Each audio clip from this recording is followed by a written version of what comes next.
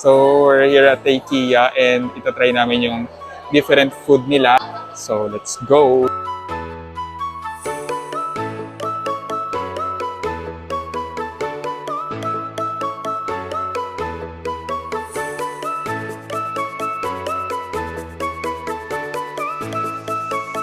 Haba ng pila hanggang dun pa yan, papasok. So, yung pila dito nakalagay approximately 2 hours pagka nandun ka na sa line na yun. 1 hour later. Ayun, so after 1 hour of waiting at sobrang gutom na kami, nakapasok din kami dito. So, approximately another 35 to 45 minutes yun. Kita ba? Basta another 35 to 45 minutes waiting ulit. Update namin kayo kung ano yung mga orderin namin. See ya!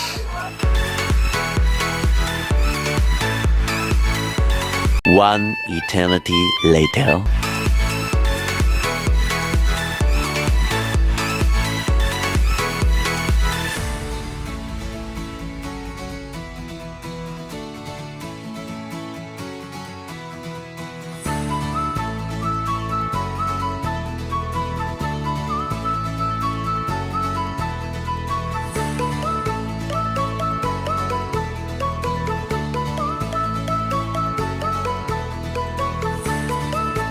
Baked salmon fillet.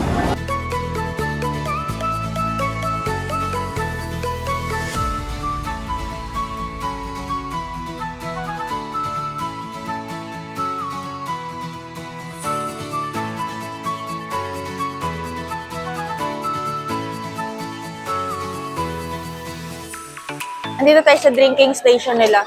So, ito yung tinatawag na Nordic drink. 49 pesos. Only na yan. Lahat matitikman yun. Hello, mga ka-TravEarle! Finally, tapos na rin kaming mga order. Congratulations! And i-rate namin yung mga kakainin namin for today dito sa IKEA. Una namin titikman yung chicken. Chicken. Chicken! Okay naman yung chicken. Dry siya on the outside. Pero tingnan mo, meron malasa naman yung loob. Malasa naman yung loob. For me, it's 7 over 10. Ako, siguro mga ganun na nga din, 7. Very good. At may special guest po kami. Sinusundan Pakita ka niyo naman. Mga nadedetect na natin ay yung mga magaganda. Kaya pag ikaw, sa'yo malilipat. Try mo. Tingnan mo. Try mo nga, tingnan mo. Ako nga sinusundan, oh. 1, 2, 3, go. Ayok. Oh, hindi ko maganda. Hindi ako na-detect eh. No way. Hindi, oo. For our next food, salmon. Salmon. Salmon. Salmon with a silent L. Salmon. Salmon, potato, I don't know, and broccoli with the white sauce over there. So let's try. Lambot. Pwede na, malambot. Masarap, mga 8 or 9. 8 or 8.5 over 10. Mga ganun. Masarap Okay. siya. Malasa rin. Siguro ito yung masasabi ko sa ngayon na must try, no? Meron siyang ano eh, bilog na potato na may broccoli. May dahon-dahon.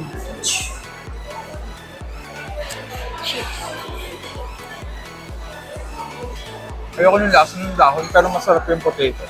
Next na natin, at lumalamig na rin. Mushroom soup. Masarap, gusto ko siya. Ako hindi ko talaga siya gusto kasi parang may aftertaste. Sige, pwede na. Okay siya. Okay naman. Akin 7 over 10. Ako, 8. Masarap naman. Next on Ang our pinakasikat list, ang dito sikat sa IKEA, syempre, Swedish meatballs. meatballs.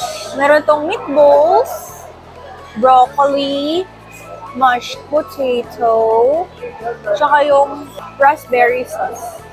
So, try natin. Sasasaw doon sa raspberry. Masarap. Na-compliment niya yung meatballs. So, sa 9 out of 10 para sa akin. Yes, ako 9.5 over 10. Sarap. For our next food is spaghetti. Oops, tumapon pa.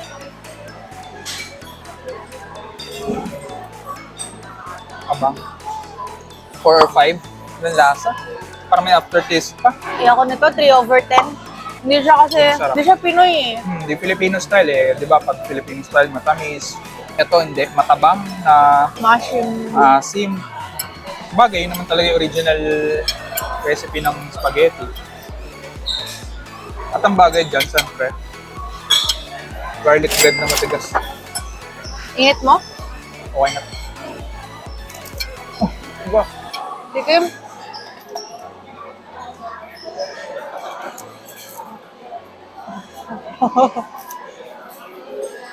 Sarap naman, kaso matigas. No? Sige, init natin yung tinapay. Parang di na masarap eh. Tigas. So, nainit na.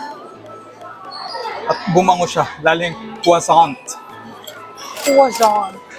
Tikman ko. Eh, tigas pa rin. Matigas talaga. Or ba? Sobrang tigas. Uy, ang lambot. Ito malambot. Ilan mo na yung croissant mo? Ay, yung garlic bread?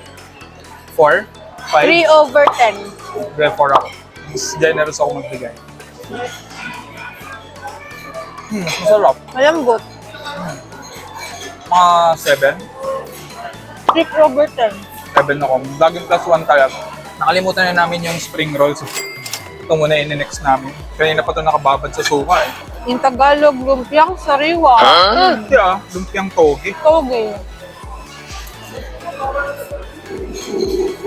Harap. Typical, lumpiang toge. 1.9. Sarap din yung suka. G9 din ako. Next. Salad. The greens. So, meron siyang dressing. Ay, pati yung dressing matigas.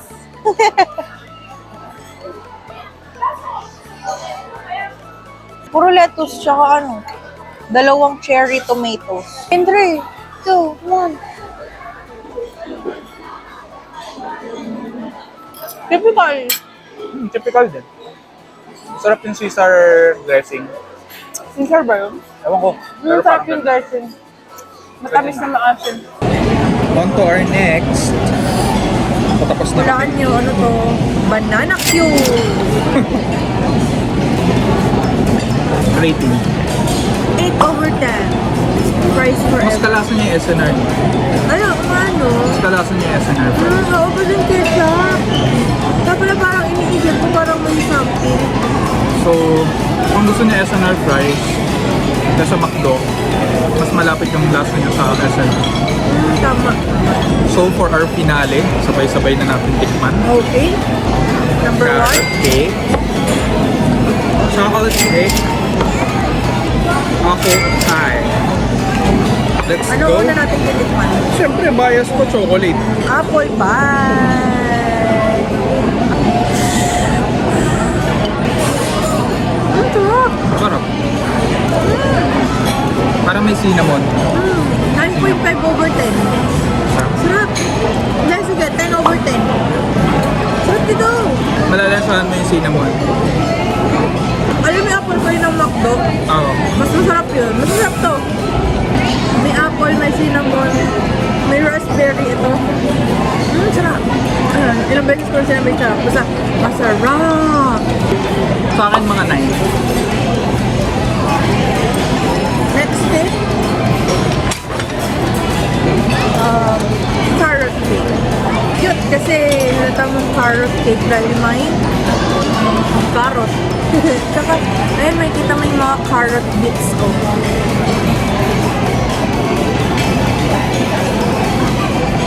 Matamis. Nakasama mo ba yung taco? Mas nag-overpower yung itong white. Parang vanilla frosting ba to?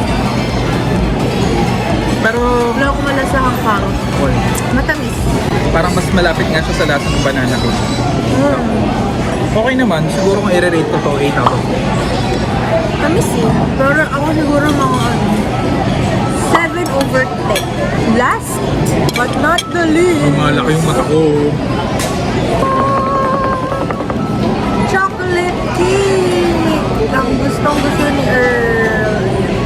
Kindly proceed to the reader's area. Uy, nakikita niyo moist yung chocolate ko. yung gusto mo. Kasi, ano siya, medyo mapait. Mapait. May pagkamapait. Chocolate. Eh, ganun Mahilig yung kayo gusto sa niya. dark chocolate, may enjoy niya siguro. Pero pinapaborito ko pa rin so far natikman ko chocolate contest na. Yung rating ko dito siguro mga 8 out of 10 na. O medyo mapait siya, dark chocolate. Swiss ba yung kalasan? Yung ininom ko ng drinks parang Hershey's. Hershey's pala yung Swiss. Yun yung kalasa niya. Okay naman overall, pero kung hindi ka mahilig sa dark chocolate, hindi mo siya maintindihan. Ikaw pa, sorry. Oh, ikaw 8 over 10. Ako din 8 over 10. Pero sa tatlong chocolate na natikman namin, gusto ko yung ay, tatlong cake. Tatlong cake. Yung gusto ko yung apple pie. Yun yung gusto ko. Kasi carrot cake, super tamis. Lasing banana cake. Nag-overpower yung frosting. Apple pie, sarap. Sarap. Chocolate cake, hindi naman kasi ako na-chocolate person. Ngayon patapos na tayo, ano yung pinaka-favorite mo so far sa lahat na nakain? Give 3. O sa gigit? Apple pie. Meatball. Summer. Oh man. Actually parang parehas kami, pero siguro. Chocolate cake. Wala parang parehas nga yung salmon siguro. Ginaya ko lang siya. Hindi ko naman ito favorite. Apple pie. So overall experience, okay naman. Kasi di ko sure lang kung matatawag to na authentic Swedish restaurant. Pero overall, bagong experience. Lalo sa ating Filipinos na first ever ka na IKEA sa Philippines. And I heard na ito yung pinaka-biggest or largest IKEA in the world. Dami niyo talaga makikitang good finds dito. Especially sa furnitures or kung hindi man kayo makabili dito, at least makakuha kayo ng idea. Yung food. Anong Yung masasabi food, sa okay din naman. Okay yung food. First, affordable yung pagkain nila dito as in. Ang downside lang is super haba ng pila. At least 2 hours, lalo kung weekends. Yes. Siguro kung pupunta kayo at balak mo talaga mag-food trip, weekdays, for sure, hindi ganun kahaba yung pila. Thank you for watching. Thank you for watching. See you on our next vlog. Bye-bye. Bye-bye!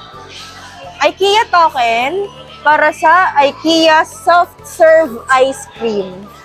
Let's try. Okay, so for step 1, put your cone in the holder. Place the token in the slot. Press the button.